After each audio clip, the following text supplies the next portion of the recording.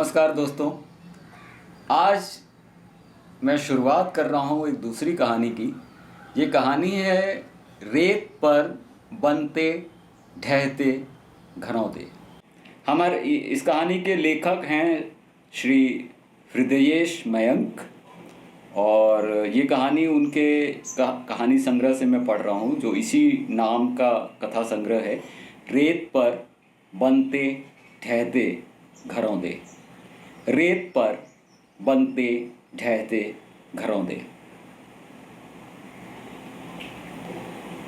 दरवाज़ा खुलते ही उचाट घर और भयानक सन्नाटे से सुधीर का पाला पड़ा।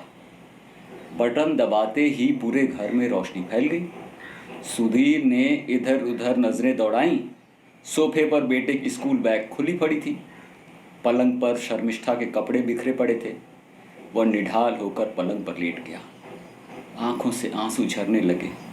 उसने बेड पर पड़े शर्मिष्ठा के कपड़ों से अपना मुंह ढक लिया और रोने लगा। शर्मिष्ठा से पिछले एक सप्ताह से बातचीत बंद थी। सुबह जब वह ऑफिस निकल रहा था, शर्मिष्ठा ने कुछ भी तो नहीं कहा था। फिर पति पत्नी के बीच तो अनबन होती ही रहती है। इस बार दोनों किसी बड़े मुद्दे पर लड़े भी नहीं थे। फिर शर्मिष्ठा का इस तरह बच्चे के साथ घर छोड़कर जाना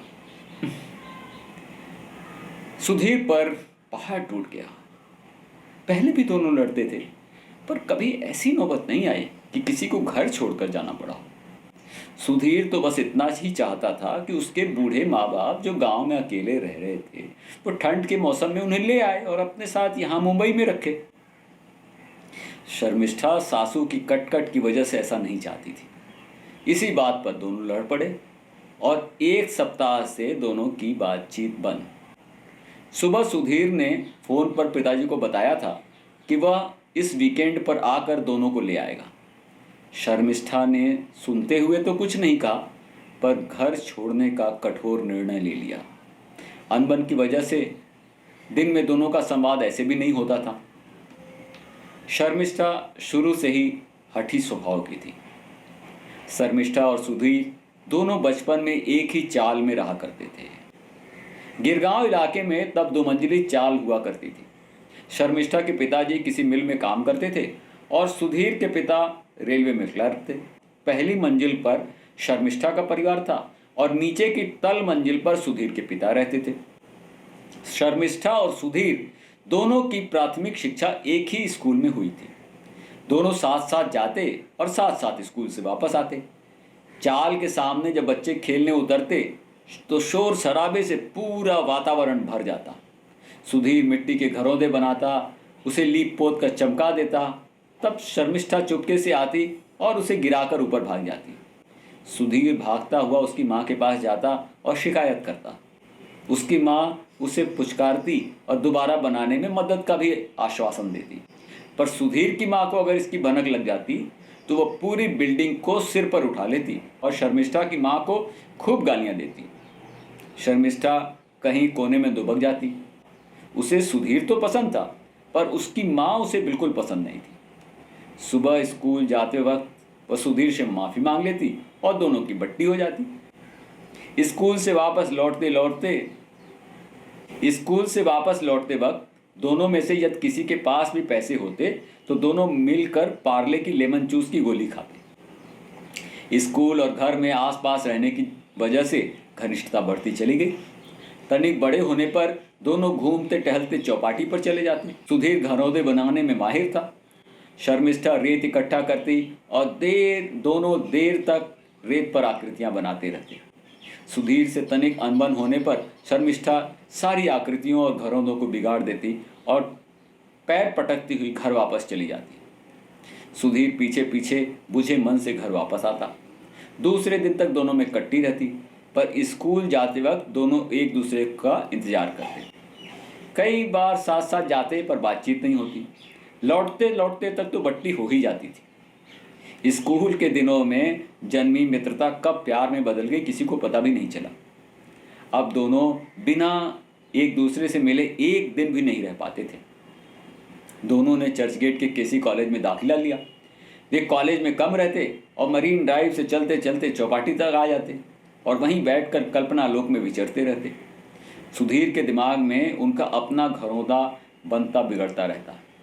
सुधीर और शर्मिष्ठा दोनों कोंकण के समुद्री पट्टी के रहने वाले थे। भाषा और आचार विचार, खान पान सब एक ही जैसे थे। दोनों के पिताओं में भी दोस्ती थी।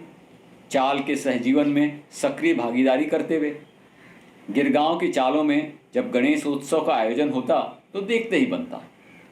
त्योहारों में सुधीर और शर्मिष्ठा की बढ़ चढ़कर भागीदारी होती। कॉलेज की पढ़ाई पूरी होते होते सुधीर को रेलवे की नौकरी का ऑफर आ गया। उसने ज्वाइन कर लिया। शर्मिष्ठा की भी पढ़ाई पूरी हो गई, वह भी नौकरी की तलाश में भटकने लगी। दोनों नियमित शाम को मिलते और समुद्र के किनारे की रेत पर अपना भविष्य बनाते। कुछ ही दिनों बाद शर्मिष्ठा को भी चर्चगेट की एक प्राइवेट कंपनी में नौकरी मिल गई। अब सुबह दोनों फिर एक साथ साथ निकलते और शाम में साथ साथ लौटते। दोनों की जोड़ी देखते बनती थी। एक तरफ दो युवा दिल धीरे धीरे निकट हो रहे थे, वहीं दोनों के माता पिता उनके भविष्य को लेकर चिंतित हो रहे थे। शर्मिष्ठा की माँ तो विनम्र थी, पर सुधीर की माँ तनिक कर्कश स्वभाव की थी। चाल में उसे कोई पसंद नहीं करता था, पर सुधीर के पिता का बड़ा मान सम्मान था। वे सामाजिक सांस्कृतिक कार्यों में सबसे आगे रहते थे। किसी के यहाँ शादी हो, किसी की मृत्यु हो, सुधीर के पिता सबसे आगे रहते। एक दिन शर्मिष्ठा की माँ ने सकुचाते हुए सुधीर से कहा, भाभी, यदि आप अनुमति दें तो मैं आपसे कुछ कहना चाहती हूँ। सुधीर की माँ ने कहा, बोलो बोलो, क्या कहना चाहती हो? यही कहोगी ना कि मैं ही सबसे लड़ती रहती हूँ। हाँ, सच है कि लोग मुझसे जलते हैं। मेरे पति रेलवे में हैं, बेटा रेलवे में लगा है, यह देखकर किसी को अच्छा नहीं लगता। मेरे सर पे सींग थोड़ी जमी है कि मैं सबको दिखाती फिरूं। बोलो बोलो, और कुछ पूछना हो तो कहो। मैं अपनी बात पहले से ही कह दी। खाटी कोकड़ी हूँ, मेरे मन में कोई गांठ नहीं रहती। हाँ, अब बोलो। शर्मिष्ठा की माँ ने चींपते हुए कहा, नहीं भाभी, मैं तो आपसे कुछ और ही कहने आई थी। इस पर उसे बैठने का इशारा करते हुए सुधीर की माँ ने तनिक ढिलाई बरतते हुए कहा, अच्छा कहो, क्या कहना है? भाई मुझे माफ़ करना, मैंने समझा तुम भी वही कहोगी जो चाल की दूसरी औरतें कहती हैं। सबने मुझे ही झगड़ालू घोषित कर रखा है, जबकि मैं ऐसी नहीं हूँ जैसा लोग समझते हैं। मैं तो नेक दिल की हूँ, किसी का बुरा कभी नहीं चाहती, इसलिए बच्चों के बारे में सबको सचेत करते रहती हूँ। घर रास्ता सब साफ सुथरा रखना चाहती हूँ। लोग मच्छी चाव से खाते हैं, पर कूड़ा चाल की सीढ़ी पर फेंक देते हैं। कई बार ऊपर से आलू के छिलके, अंडे के छिलके, बची रोटियां तक नीचे फेंक देते हैं। अब इस पर मैं यह लड़ूं तो मेरी क्या गलती है? अब बताओ बताओ, तुम्हें क्या पूछना है? मैं तो फिर वही सब बकने लगी जो औरों को सुनाया करती हूँ। खैर, तुम बोलो। शर्मिष्ठा की माँ ने सकजाते हुए कहा, भाभी, सुधीर अब काम पर लग गया है, शर्मिष्ठा भी काम पर जाने लगी है। दोनों की जोड़ी बहुत सुंदर है। यदि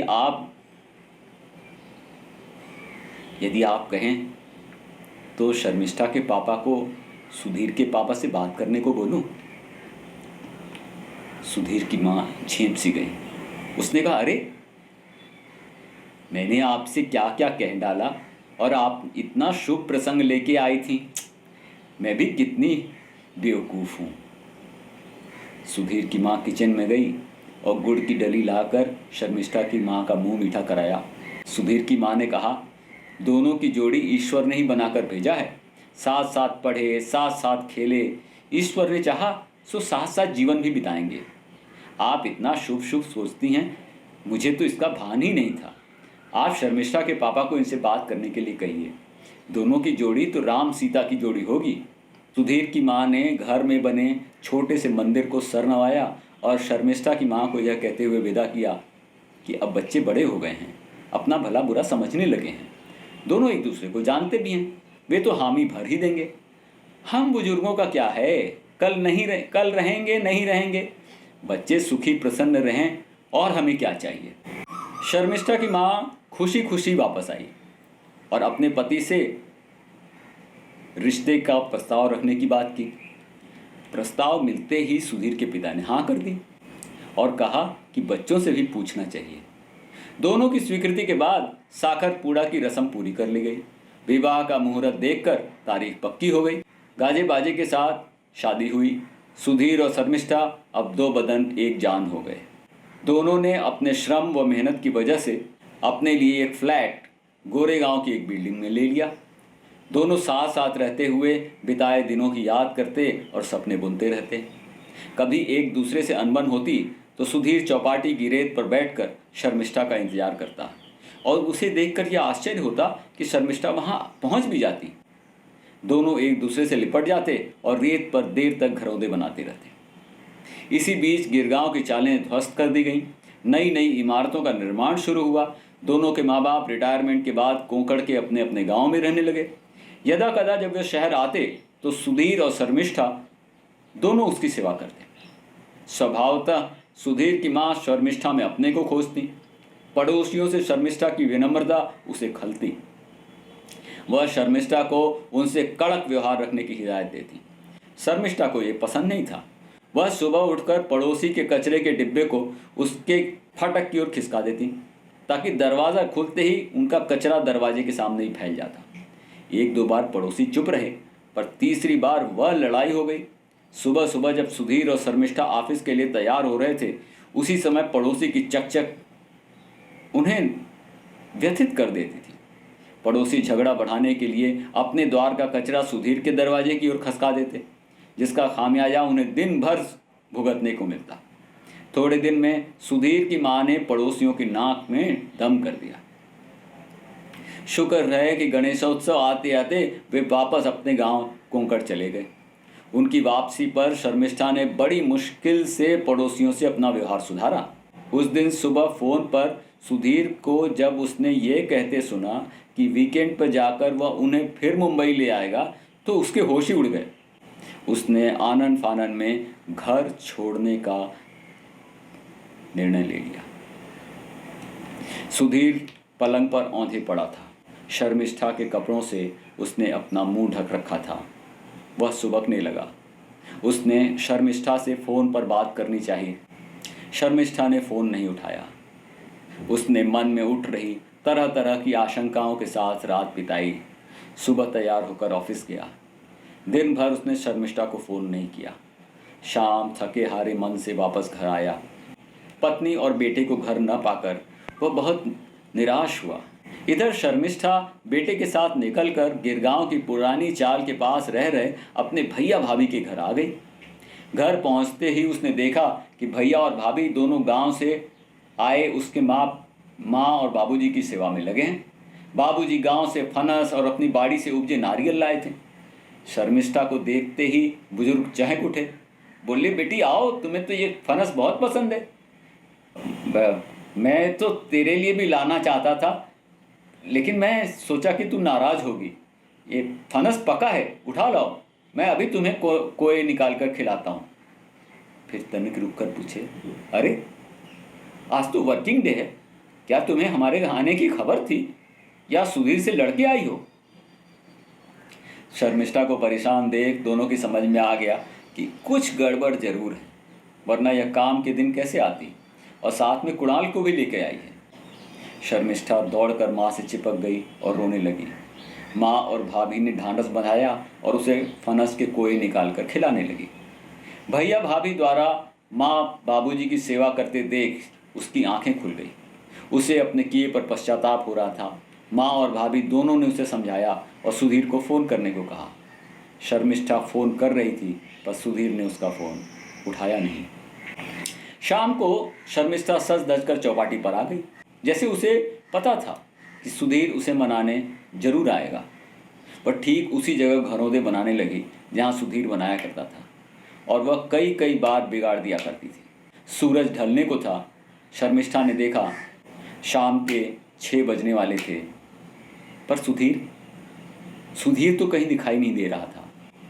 कुणाल ने कहा, मम्मी पापा नाराज़ हैं, वे नहीं आएंगे, चलो हम ही अपने घर चलते हैं। शर्मिष्ठा ने कहा, नहीं, वे ज़रूर आएंगे, आज नहीं तो कल। चलो आज यहीं से मम्मी के पास चलते हैं। शर्मिष्ठा और कुणाल गिरगांव भैया भाभी के पास वापस लौट आए। रात में शर्मिष्ठा मम्मी की गोद में लिपट कर सोई। माँ बेटी के सुख दुख के संवादों में रात कब गुजर गई किसी को पता भी नहीं चला। शर्मिष्ठा सुबह उठते ही सुधीर को फ़ोन लगाने बैठ गई। सुधीर तो जैसे भाव खाए बैठा था। उसने फ़ोन को साइलेंट पर रखा था। वो जब ऑफिस पहुंचा तब तक शर्मिष्ठा के पूरे 25 मिस कॉल थे। वह काम में लग गया पर उसका मन नहीं लग रहा था। बेटा जिसके बगैर वह कभी सोया ही नहीं था 2 दिनों से दूर था। पत्नी रूठ कर इसलिए चली गई थी कि वह अपने प्रिय माँ बाबूजी को ले आने वाला था। वह माँ बाबूजी जिन्होंने अपनी हड्डी पसली गलाकर उसकी परवरिश की थी। आज वह जो भी था उन्हीं की वजह से था। ठीक है, दोनों अभी स्वस्थ हैं और गांव में अकेले रह सकते हैं, पर ठंडक भर यदि वे दोनों उनके पास रहते हैं तो शर्मिष्ठा का क्या बिगड़ जाएगा। उन दोनों के रहते कुणाल कितना खुश रहता है। वह सोचता रहा और शर्मिष्ठा की जिद पर गुस्सा भी होता रहा। उसने दिन भर न तो शर्मिष्ठा को फ़ोन किया और न ही उसका फ़ोन उठाया। शाम होते होते उससे रहा न गया। वह चर्च गेट दफ्तर से निकला पर चरनी रोड उतरकर गिरगांव की उन गलियों के चक्कर लगाता रहा जहां उसका और शर्मिष्ठा का बचपन गुजरा था। पास की बिल्डिंगों में शर्मिष्ठा के भैया भाभी रह रहे थे, पर जानकर भी शर्मिष्ठा यही है वह वहां नहीं गया। वह घूमते घूमते उस प्राथमिक विद्यालय तक गया जहां वह और शर्मिष्ठा पढ़ा करते थे। स्कूल के सामने वाली उस छोटी दुकान पर भी गया जहां से दोनों पार्ले का लेमन जूस लिया करते थे। उसे देखते ही बूढ़ा दुकानदार पहचान गया और पूछ लिया, बेटा कैसे हो? शर्मिष्ठा बिटिया कैसी है? सुधीर ने बताया, दोनों अच्छे हैं। दुकानदार का हाल चाल पूछने के बाद पूछा कि काका पार्ले वाले लेमन जूस हैं क्या? काका ने भरनी खोलकर 4-5 लेमन जूस उसके हाथों में रख दिए। मुस्कुराकर पूछा, बेटा तुम अभी भी लेमन जूस खाते हो? आज के बच्चे तो डेयरी मिल्क मांगते हैं। सुधीर लेमन जूस को पॉकेट में रखते हुए पुरानी खट्टी मीठी यादों में खो गया। उसके कदम अपने आप चौपाटी की ओर बढ़ रहे थे। उसे पता ही नहीं चला वह तेज कदमों से उसी ओर बढ़ने लगा जहां वह और शर्मिष्ठा घरौंदे बनाया करते थे। और बाद के दिनों में जब भी अनबन होती दोनों वहीं आ जाते और दोनों में बट्टी हो जाती। वह समुद्र की रेत पर पांव रखता जाता और रेत पांव के नीचे से खिसकती जाती। उसके मन में आशंका थी कि कहीं शर्मिष्ठा भी जिद न कर बैठी हो। उसे पश्चाताप भी हो रहा था कि उसने उसका फ़ोन क्यों नहीं उठाया। थोड़ी देर बाद उसने देखा ठीक उसी जगह शर्मिष्ठा कुछ बना रही है जहां वह घरौंदे बनाया करता था। कुणाल गीली रेत बटोर कर लाता और वह उससे आकार बना रही थी। उससे रहा न गया। वह दौड़कर शर्मिष्ठा से लिपट गया। दोनों देर तक एक दूसरे से लिपटे रहे। कुणाल गीली रेत लाकर सामने खड़ा था। उसने देखा कि उसके पापा का पांव ठीक उस जगह पड़ने वाला था जहां शर्मिष्ठा ने गीली रेत से दादा दादी का कमरा बना रखा था। वह चीखा, पापा यहाँ पांव न रखना, ये दादा दादी का कमरा है। सुधीर ने शर्मिष्ठा को और भी चिपका लिया। तीनों वापस घर लौटे। रास्ते में पार्ले के लेमन जूस कुणाल के साथ साथ शर्मिष्ठा को भी दिए। रास्ते में उसकी खुशियों का ठिकाना नहीं था। शर्मिष्ठा ने माफ़ी मांग ली थी। सुधीर क्षमा भी कर चुका था शर्मिष्ठा की इस शर्त पर कि माँ बाबूजी को गांव से आते वक्त उसकी बाड़ी के फनस और नारियल भी वो जरूर लाए। तो दोस्तों, ये थी हृदय मयंक की कहानी, रेत पर बनते ठहरते घरों पे। नमस्कार।